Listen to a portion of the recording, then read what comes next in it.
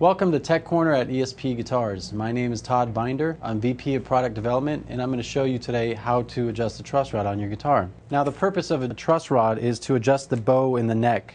The truss rod is inside the neck under the nut and extends to about where the neck meets the body. The goal in adjusting your truss rod is to find the right amount of bow in the neck, just a little bit. You just need a slight amount of bow just to give the strings enough room to vibrate freely without causing buzz. Not too much and not too little. Now, the guitar we'll be using today is an LTD Deluxe H1001. And on this particular model, you can see that the truss rod adjusts from the headstock area. So we're going to need to remove this cover, and then we'll access the truss rod nut. So to do that, what we'll do is we'll take a regular Phillips screwdriver and we'll remove the one screw on the truss rod cover plate.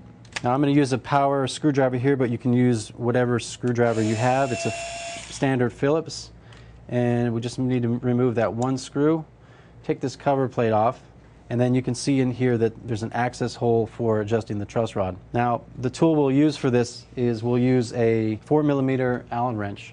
That'll adjust most of our LTD instruments. They all have the same adjustment end.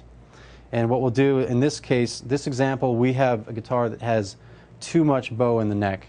So the strings are very high off the neck, very uncomfortable to play in the center area of the neck. So in this case, we're going to tighten, we're going to turn clockwise, which will push up on the neck, bring the strings down, and straighten out the neck. And what we want to achieve is just a slight amount of bow, so that the neck plays more evenly up and down. Now, when I put this in, I want to make sure that it's in all the way. A lot of times you may just put it at the very end and start turning, but you got to be careful about doing that because you could strip the end of the nut inside the truss rod. You don't want to do that. So when we put it in, what we'll do is we'll turn it about a quarter turn is about all you can go with this truss rod tool, and then we'll take it out and we'll do that again. And I know that I need to turn this one a couple times because it had quite a bit of relief in the neck. What I'll do sometimes is I'll sight down the neck like this. I want to make sure that the neck is straightened out a lot more. You want to see a little bit of a bow, but not a big bottom of a boat, not a huge bow. And it looks like I've got it pretty close now to where I'm going to check it another method. The way I'll check the neck now is I will fret it off here at the 1st fret on the low E string, and I'll fret it off here about the 17th fret where it joins the body.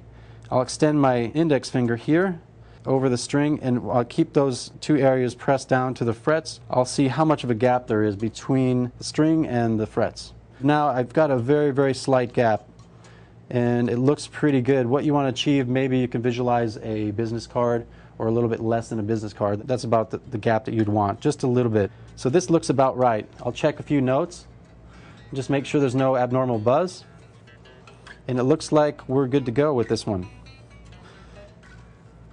Sometimes another thing to keep in mind is that if you do play with low action, you're going to want a slight bit of buzz, but what you're going to do is you're going to even out that buzz from the nut area all the way up the neck. So if you have a slight buzz that you hear acoustically, that's okay. Don't worry about that. It won't come out through your amp. And this guitar has been adjusted now and it's ready to play.